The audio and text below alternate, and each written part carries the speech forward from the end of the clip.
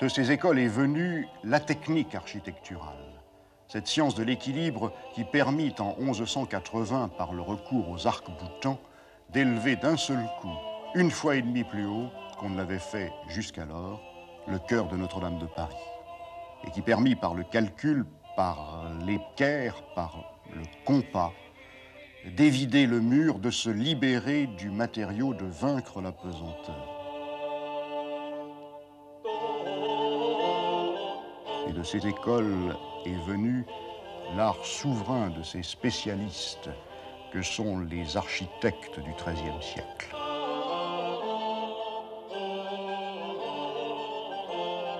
Respectés et qui se disent eux aussi, comme les maîtres, docteur Espierre. Voici le carnet de l'un d'eux, Villard de Honnecourt.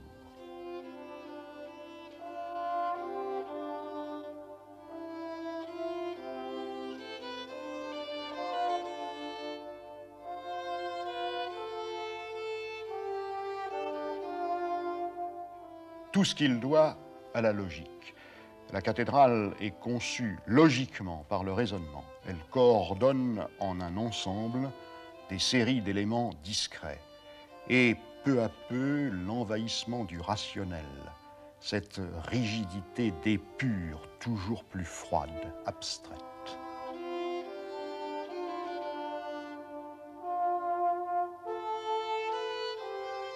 Et l'architecte, qui est en même temps décorateur, qui guide la main des tailleurs d'images,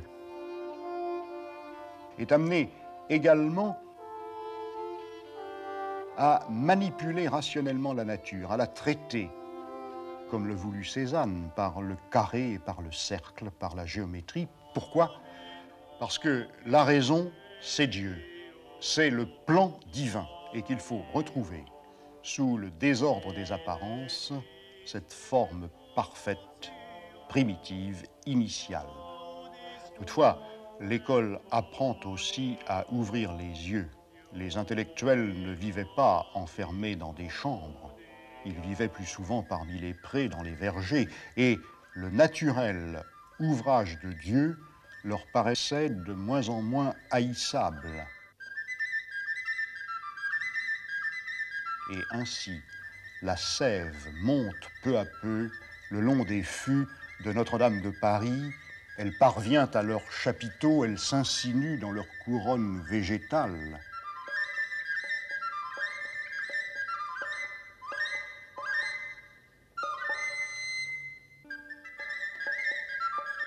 La flore des corbeilles prend vie.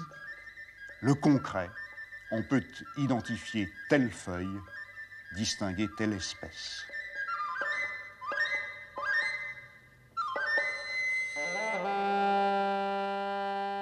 Dernière influence sur cet art, celle de la croisade. N'oublions pas en effet en toile de fond l'expédition d'outre-mer, toujours recommencée dans l'espoir toujours déçu de délivrer à nouveau le tombeau du Christ reconquis par l'islam.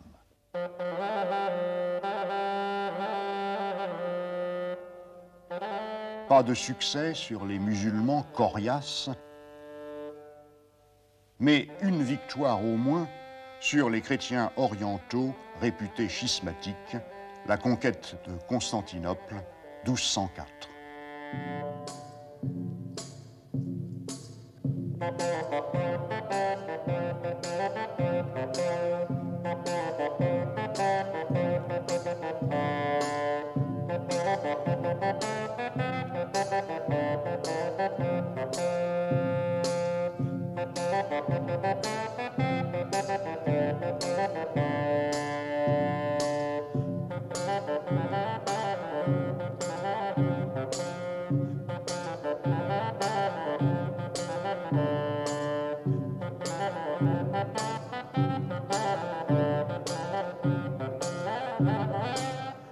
Constantinople, la cité splendide, débordante de trésors, un superbe pillage, tout l'or, tous les bijoux raflés, mais aussi les reliques dont cette ville était pleine, des reliques de la Passion et les coffres qui les enfermaient, historiés, couverts d'images.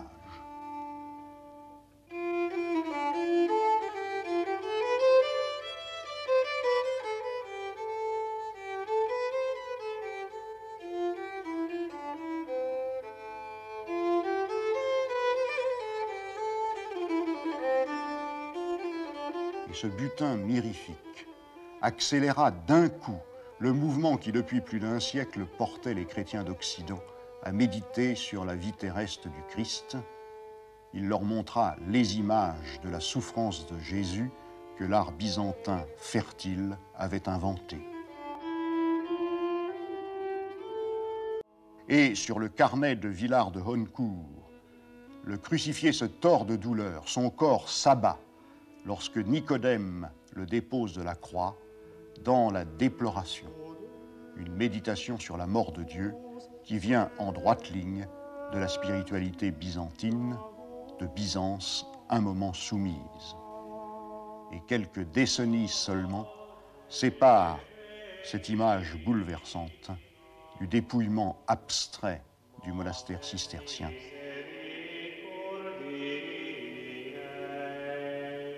du Toronnet ou de Sénanque.